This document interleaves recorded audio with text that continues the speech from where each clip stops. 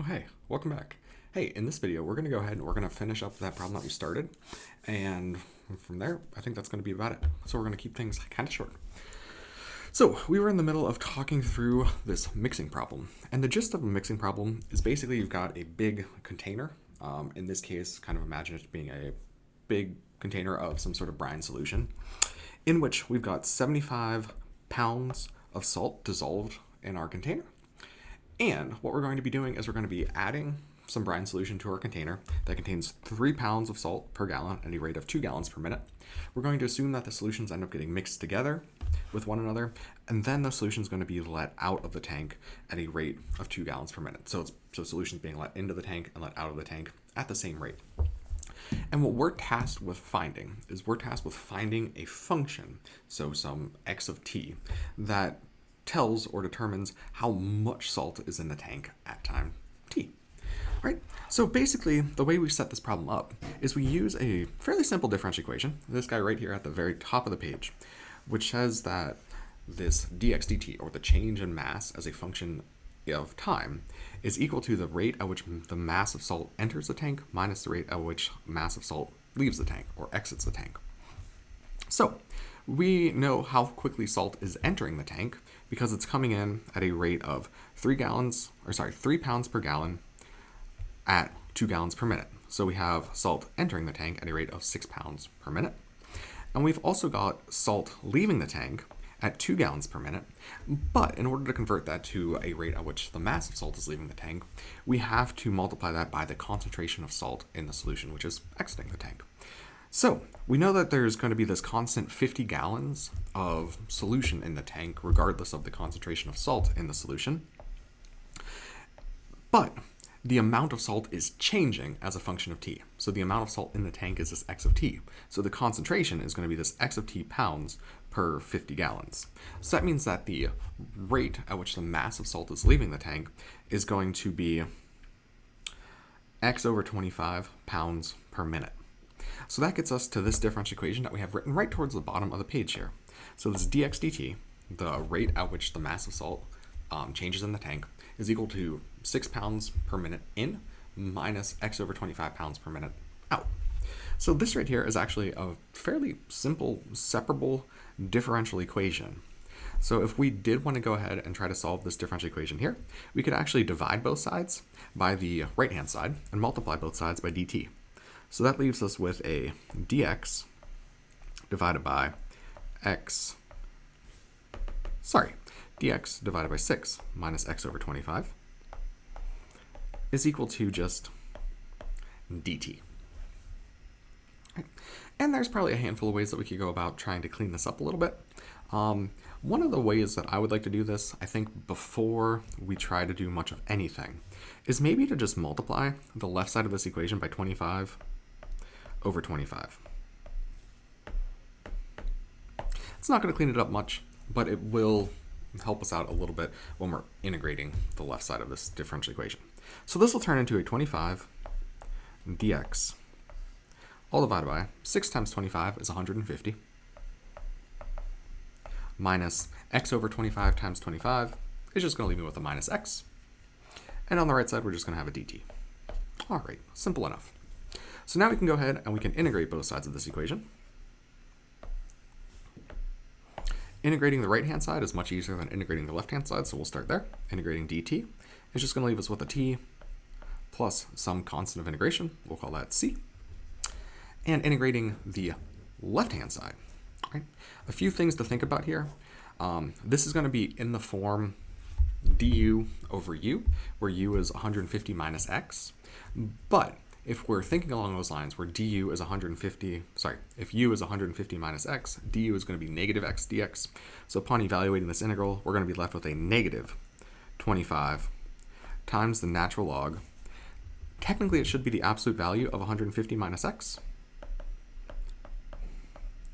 But if we think about this for just a moment, coming back up to our problem statement, we have a tank with 50 gallons of brine in our tank. Originally, there's 75 pounds of salt dissolved in the tank. Right? And what we're doing is we are adding brine solution that contains 3 pounds of salt per gallon. Right? So we're starting off with the mass of salt being less than 150. We're starting off with a mass of 75.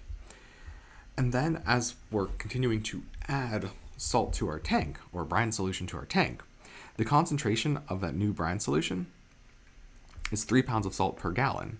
So if we look at 3 pounds of salt per gallon, and we multiply that by the 50 gallons, that means that there's going to be at most 150 pounds of salt in our tank.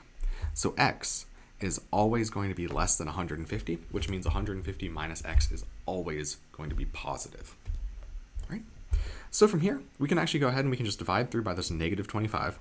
So we'll be left with a natural log of 150 minus X is going to be equal to, let's do this. If I divide a constant by negative 25, that's going to leave me with just another constant. And if I divide t by negative 25, that's going to leave me with a minus t over 25. So now we can go ahead and we can exponentiate both sides of this equation. So what that means is that on the left side, I'm going to be left with 150 minus x. And on the right side, we'll use that same trick that we've used several times before already. E to the c, e to a constant, is just going to be a constant. So you can go ahead and just call that c. And then we're going to have this e to the negative t on 25. So the very last thing that we have to do is try to solve for x. So we can go ahead and we can isolate x by almost imagining adding x to both sides and then subtracting off the c e to the negative t over 25.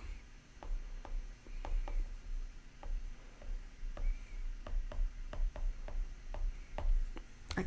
Now, I guess there's kind of one spot here that I've sometimes abused before in the past, and that is talking about this negative c.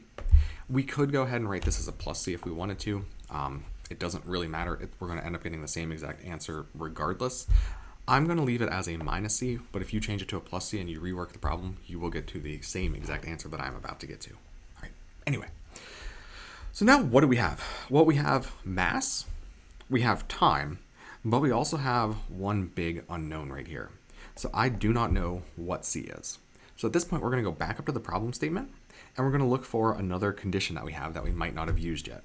So we know that we have this 50 gallons of brine. We've actually used that already, in which 75 pounds of salt are dissolved. That's actually a condition that we haven't used yet. We haven't thought about the fact that there's 75 pounds of salt dissolved in the tank originally. We even wrote it down over here, that the initial mass of salt in the tank was 75 pounds. We even wrote it over here, where we said x of 0 equals 75. So let's actually go ahead and let's apply that condition and see if that allows us to solve for c. So apply our initial condition, which is that x of 0 equals 75. So x of 0 is going to be equal to 75, but now I'm plugging in 0 for t. So I'm going to have 150 minus c. Well, e to the 0 is just 1, so we're left with c times 1 is just going to be c. So now we can actually go ahead and solve for c. So looking at this little string of logic right here, if I add c to both sides and subtract 75, I'm left with c equals 75. So now I can take this value of c, and I can go ahead and plug it right back in there. So what I'm left with is x equals 150 minus 75 e to the negative t all over 25. So this right here is the final answer to the first part of this problem. We were asked to find x as a function of t. And if we really wanted to, we could go ahead and actually verify that this does satisfy at least our initial condition, right? Because if I plug in a 0 for t, I'm going to have 150 minus 75 times e to the 0. That's going to be 150 minus just 75 is 75. So this at least satisfies our initial condition. Excellent. Now, the next bit of this problem asked us to determine how much salt is going to be in the tank after 1 hour. Okay, we can think through that. So after 1 hour,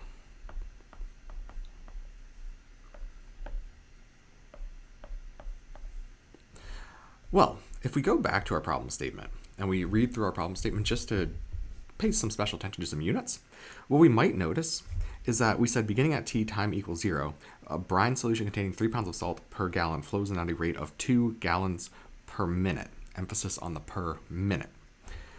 And then and then the mixture flows out at the same rate. So as we were working through this problem, everything that dealt with time was dealing with time in minutes. So if we want to know how much salt's going to be in the tank after 1 hour, we also need to think about, or we really need to think about how much salt's going to be in the tank after 60 minutes.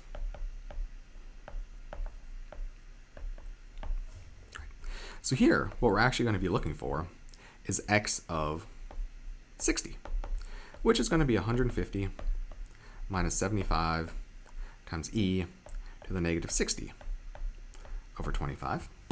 And allow me to go ahead and grab a calculator to come up with a good answer for you.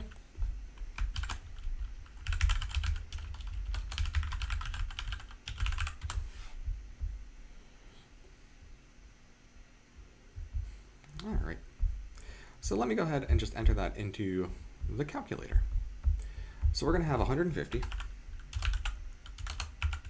minus 75 times e to the negative 60 divided by 25. And that gives us right about 143.2 pounds.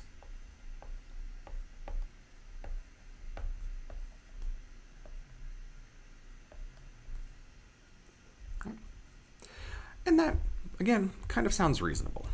Right?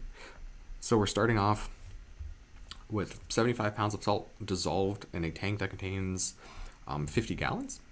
And what we're doing is we are, in fact, adding a solution that contains 3 pounds of salt per gallon. So we do kind of expect there to eventually be close to 150 pounds of salt in the tank. Right? And that leads us to the very last part of this problem, which actually asks us to find the limit as t approaches infinity of x of t. Well, again, if we just go back up to looking at this x of t, what we're going to be left with is we're going to be left with 150 minus, well, 75 times e to the negative t over 25, or negative infinity over 25 as we send t to infinity, is just going to go to 0. So what we're left with is we are left with 150 pounds of salt in the tank as t tends to infinity, which again makes sense, right? Eventually all of the initial solution in the tank is going to be washed out, and we're going to be left with all of the new solution in the tank. Well, that new solution contains 3 pounds of salt per gallon, and if we multiply that by the 50 gallons, that means we're going to be left with 150 pounds of salt in the tank. So there we have that problem fully worked out. I think I'm going to leave it here for today. So thank you guys for watching. I appreciate it, and I'll see you next week. Have a good one.